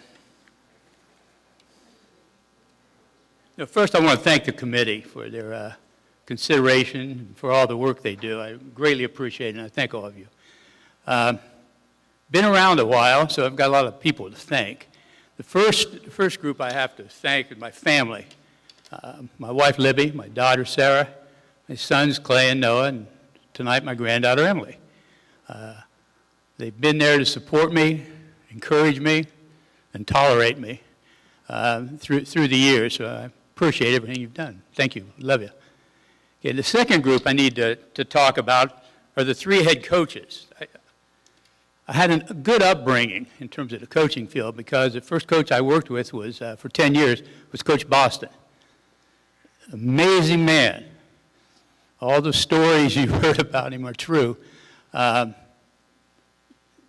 The one thing that impressed me the most with him, looking back, was the fact that he made the players believe that they could win. He put that, if you work hard, you will win. And they did. We did. And I think that also carried over to the community during his term here. Unbelievable coach, great guy, and it's strange because if I go out on the field, either as a coach or a spectator now, he's there. And it feels like, his spirit has carried us on all these years. So thanks, Coach. So when Coach Boston stepped down, Kevin Meade came to become head coach and worked for him for 10 years. And we had a good run. Kevin is the best offensive coach I've ever been around. Most of the time I worked with the defense, so I paid attention to offense. He has this vision of what's going on the field. He would call something. I know he would call play, and a lot of times Coach John Hurden, we'd look at each other and say, what did he see? What's going on? but he would call, and we generally did well. In the first year I was coaching for him, we were playing out here. It was a close game. It was 4th down. We were like on our 40 or 38. We're deep in the territory. And Kevin turns to me and he said, "You can hold him, can't you?" Which meant he's going for it. And if he doesn't, I'm in trouble. No, he made it, and that happened a few times, and because he had that sense. And I really appreciate working with Kevin. He's a great coach, great friend, and I really appreciate and thank you, Kevin. So I was out of coaching for 14 years, retired, living a good life. Rusty Richards drove up. Rusty asked if, I know he'd just been named head coach, and if he wanted, he wanted to know if I'd help him with the defense. And I told him, ask everybody in Nelsonville in the area. If you can't find anybody, come back and see me. He came back. And I agreed I would work for 1 year, and it ended up being like 2 years, part of a 3rd year. Rusty gave me a chance to do something. If you've ever gone like on vacation, you've been away someplace and you visited something, you think, boy, I'd like to go back and see that place. Well, that's what Rusty did. He gave me a chance to go back and do something I really enjoyed. And I, like I said, I stayed with him for 3 years. He also gave me a time. He also gave me the opportunity to achieve 3 things that I was able to do. One, I was able to coach in my 70s. And that was different. A lot of Tylenol. And you went through, but it was a great opportunity, something I didn't think I'd be able to do. The second thing, I was able to go to practice on Thanksgiving Day. Now that doesn't mean a lot to people, but if you're having practice on Thanksgiving Day, you're pretty far into the playoffs. And we were 13-0. We were in the Final Four, and we practiced. Probably should have practiced more, but anyway, I was able to do that. Now, just a little thing I enjoyed. The third thing that Rusty enabled me to do was something that was priceless. I was able to spend 3 years coaching with my son Noah, and it was just it's just a unique opportunity. You just can't really enjoy it. So I had 3 good teachers along the way. I also need to thank the other assistant coaches, all the guys who I worked with, learned from, and it was a good experience. There's so many of them I can't start talking. I can't start giving names because there's been a few, but I will mention one. People talk about coaching defense and how great the teams were and all that. I'm just a student of Tom McLaughlin. Tom, I watched him. I was on the sidelines with him for like 10 years or more. And after a while, I began picking up on things he did. And I really followed. When he stepped down, I didn't take over for him. I just filled his spot. I followed Tom's defense. And I'm pretty certain Tom Ferns, Jason Andrews did the same thing. They basically used Tom's offense, and I'm greatly indebted to Tom and what he taught me and what I was able to do. So, the last group I need to mention is really the most important group, and that's the players.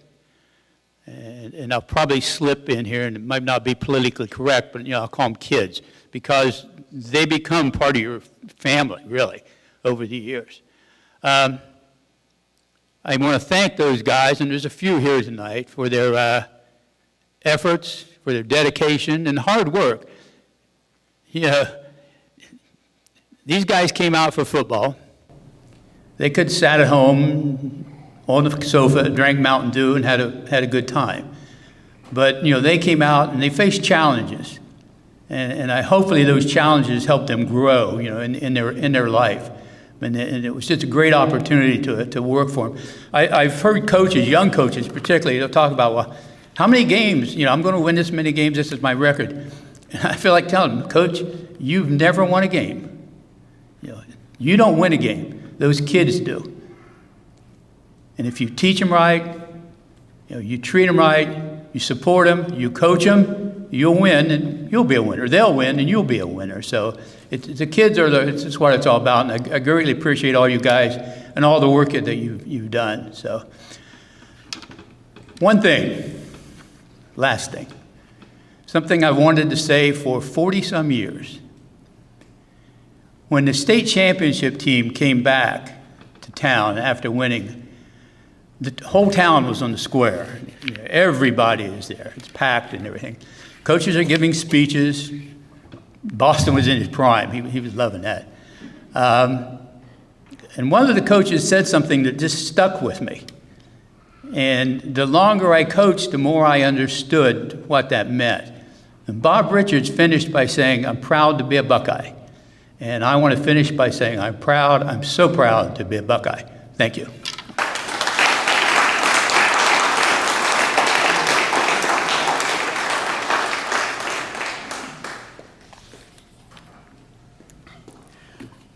Our next inductee is from the class of 2005. If you follow Buckeye football during your lifetime, his family name will be quite familiar to you. Ernie Perkins was a four-sport athlete in his time as a Buckeye, participating in football, basketball, baseball, and wrestling. On the baseball diamond as captain of the team, Ernie batted .458 his senior year. He was named All-TVC, and he took his role as captain of the team to heart, leading the Buckeyes with a joyous, humorous enthusiasm. A TVC wrestling champion also, Ernie's best was saved for the football field. He played a major role in 2 TVC championships. His brute strength and quickness off the line typically had quarterbacks looking over their shoulder throughout the entire game. In his time, Ernie was selected first team All-TVC twice, was first team All-District, and his senior year was named first team All-State. To cap it off, Ernie was named the Tri-Valley Conference Defensive MVP. By the time his career had come to an end, Ernie set records for most sacks in a season, most sacks in a career, had the second most forced fumbles in a career, and the 4th most tackles in a season. In 2020, Ernie was selected to be part of Nelsonville High School's 2000s All-Decade team, where he was named first team center and first team defensive tackle. His quickness was special for a defensive lineman. He just a great athlete. Option coming to this side, pitch out to Casey, and he's hit and dropped hard. Hey, what a Ernie Perkins, man. What a hit by Ernie Perkins. He was someone that was one of the most competitive people I played with. He was a great teammate, always a competitor, someone that was always going to bring his best effort. Someone you more so had to back down than had to get fired up for a game. Ernie was a great athlete all around. He was strong and deceivingly fast and quick for his size. He could pretty much get around you in every way. He played fullback in junior high. He was a beast. Ernie grew up playing running back most of his life. He was a fullback, so as a big guy, he had feet that were a little different than most defensive linemen. So I think that was one of his separators, just super quick feet. Very strong hands. So when he would come off the line and kind of jolt offensive linemen and then just have the speed to blow by them, I think that was one of his biggest separators. Ernie had great instincts. It was almost like he knew where the ball was going before it was even snapped. And then just toughness. For us, he was he was the tip of the spear. He was usually at nose guard. Teams had to game plan for Ernie, double team him, drew a lot of attention, but that still didn't stop him.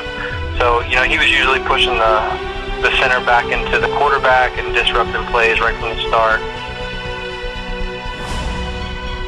He was intimidating, you know, he carried himself very good, and he had the talent to back it up.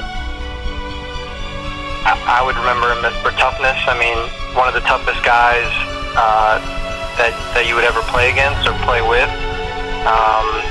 As a junior, I remember he actually cut his finger, like the tip of his finger off in shop class, and taped it up and came out there and played, you know, every week after that, never missed a game. I would remember him as, you know, one of the toughest players I ever played with, if not the toughest. You know, just in terms of that, but also in terms of his mentality. I mean, I think he brought just a overall toughness to the defense and the team. Ernie was a great leader. He led by example, but he was also vocal. You know, he would correct you if you were doing something wrong, or, you know, weren't giving it all you had, and he expected the best out of everybody, and he gave, you know, that kind of effort as a leader that, you know, absolutely led us to having multiple successful seasons. He was a huge difference maker. I mean, passing, running, it didn't matter. He was always disrupting right from the start. Great guy, someone you can always depend on and count on. Well deserved. If I, you know, could think of one person that definitely, you know, deserves to be there, it's definitely Ernie. You know, he was an excellent player and a really great friend to this day to me. So, yeah, I'm really happy for him.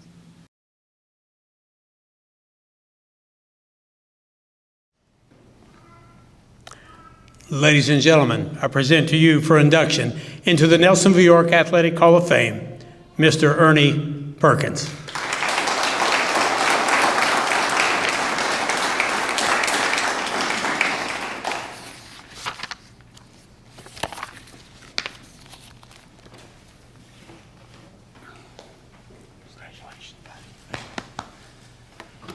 Wow, it's been 17 years.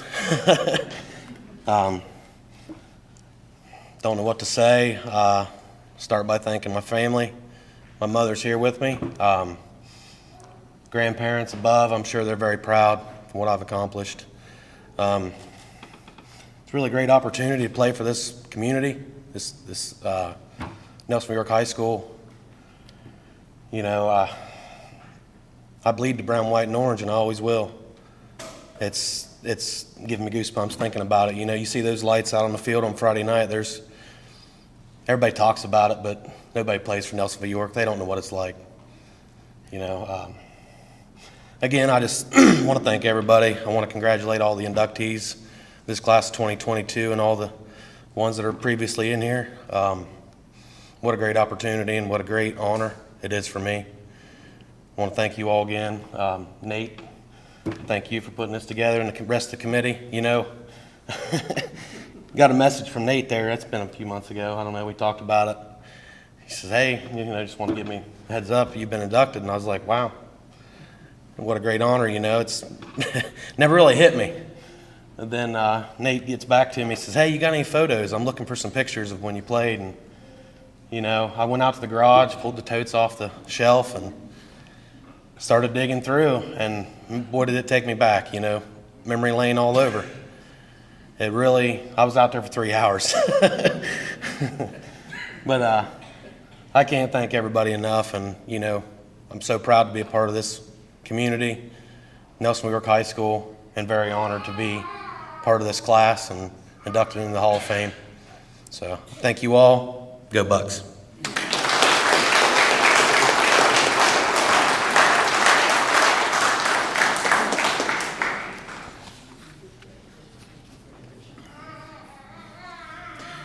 We'll continue our defensive theme. Our next inductee comes from the class of 2009. During his time at NY, Robert Norway earned 7 varsity letters, 6 All-League selections, and helped capture 5 TVC championships on the football field and the wrestling mat. An ever-present smile on his face hid the fact that if you were his opponent, you were most likely about to get hit pretty hard or stuck on your back. A part of Coach Matt Yinger's most successful wrestling team, Robert helped the team to 2 TVC titles during his 4 years in high school. He was a 4-time district qualifier, state qualifier, and TVC champion who amassed over 100 career wins on the mat. On the football field, he was easy to find. Look for knee-high socks, cowboy collar, and then look for the ball. He'd be around it. In Robert's time with the Buckeyes, he collected 3 varsity letters, was twice named All-TVC and All-District, and honorable mention All-State. At the end of his senior campaign, he was selected as the Tri-Valley Conference Defensive Player of the Year. He sits 5th in career tackles for the Buckeyes with 237, and his name can be found in the top 10 of nearly every NY defensive stat. In 2020, he was named to NY's 2000s All-Decade Team as a first-team linebacker.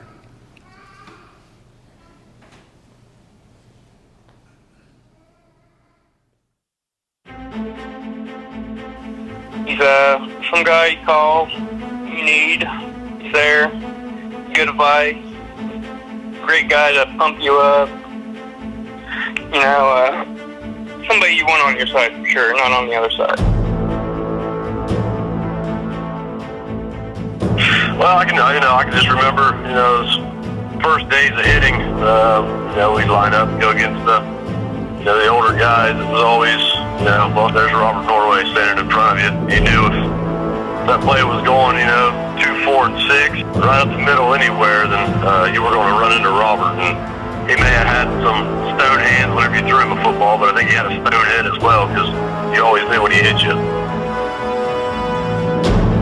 He's a good captain, that's how I'll put it. He put the defense on his back for sure, but then when he's on the sidelines for offense, he's always telling good job.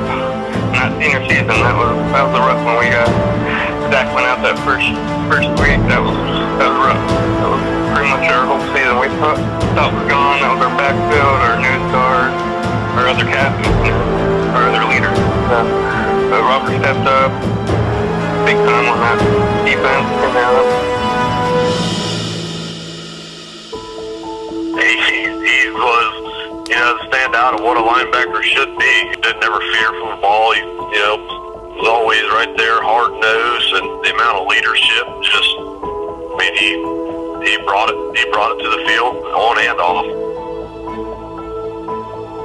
I learned a lot from him.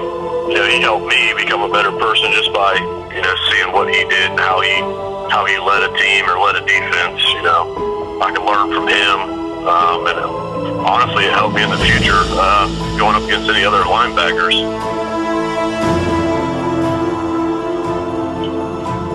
Great linebacker. He knew when he was shooting the gap, he shot the gap.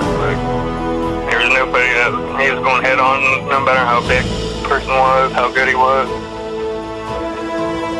Yeah, just the attitude that he brought, it was always a positive attitude. If somebody was down, you could look to him for, guidance, and he always had a pep talk prepped and ready to go, so if you needed it, it was there. Yeah, I think his legacy definitely he's a leader. Just one leader I always looked up to, his best friend. He even taught me a lot, a lot on and off the field. Somebody to talk to, if you needed somebody to talk to. He was a great person. It's just the type of personality he is, the leadership that he puts in.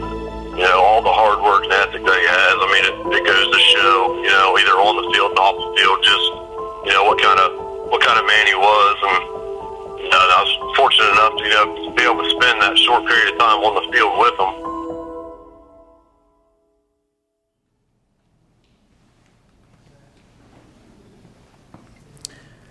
Ladies and gentlemen, I present to you for induction into the Nelsonville, York Athletic Hall of Fame, Mr. Robert Norway.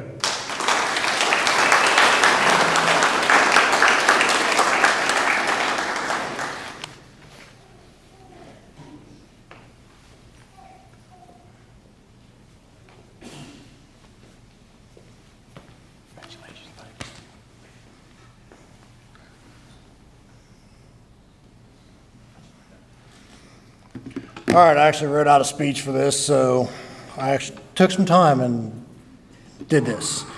I'd like to thank you all for coming out this evening to the Hall of Fame induction. When I think about the Hall of Fame, I think about nothing but the very best. To be honest, I never consider myself to be a part of that group.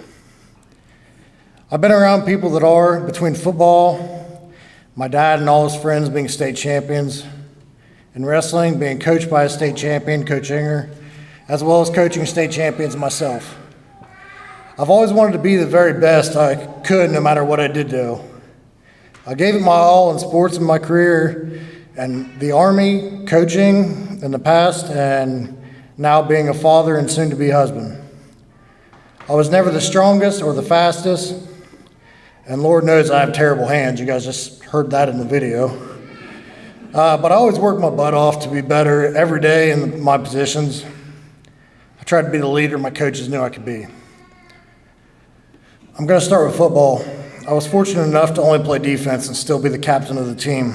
It was better for me because I was able to come off the field, go straight to Coach Ferns and discuss how that series went, what we could do to improve on, what we needed to keep doing. It was a huge help getting that one-on-one time with him, and I wouldn't have been anywhere in the books if it wasn't for him. He always pushed me on and off the field, and I'm extremely thankful to have him in my life.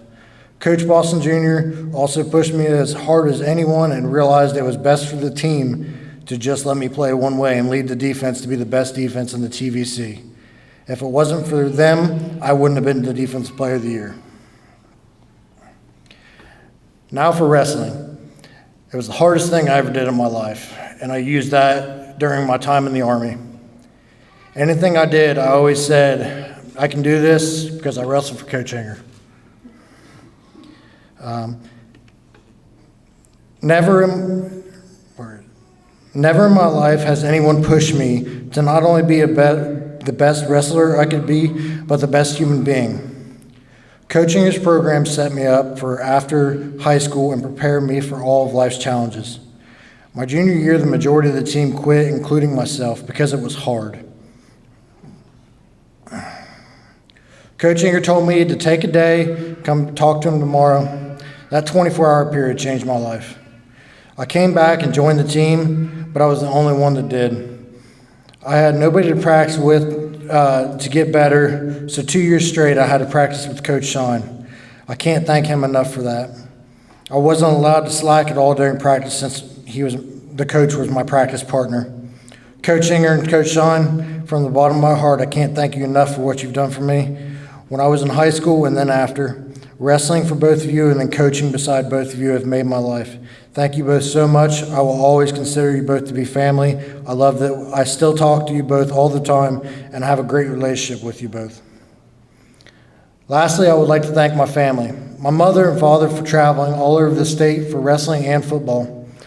Because of everything that you did, it made me better every day that I was on the mat or on the football field.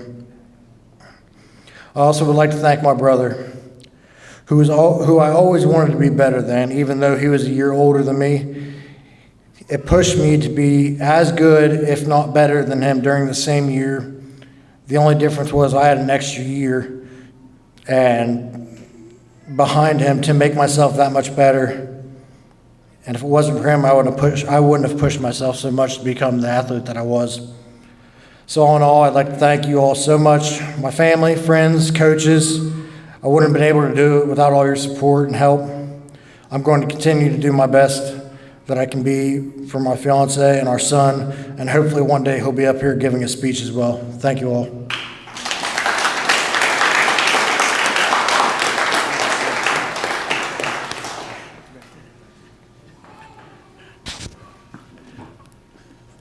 Class of 2022, again, if you will, tomorrow evening at the football game. Come to the goalpost nearest the high school at about 20 after 6. Coach Klein will meet you there, and at about 6:30, we'll come out on the field and introduce you there. Class of 2022, would you please rise?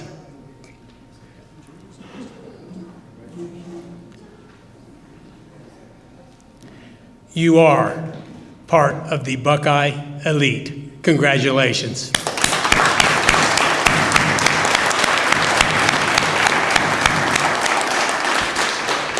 We want to thank you all for coming tonight. It's been a great evening. I've thoroughly enjoyed it. It's great to catch up, and we've still got time to do that. So mingle with everyone, and thanks again for coming, everyone. We'll see you all tomorrow night as the Buckeyes beat the Tomcats.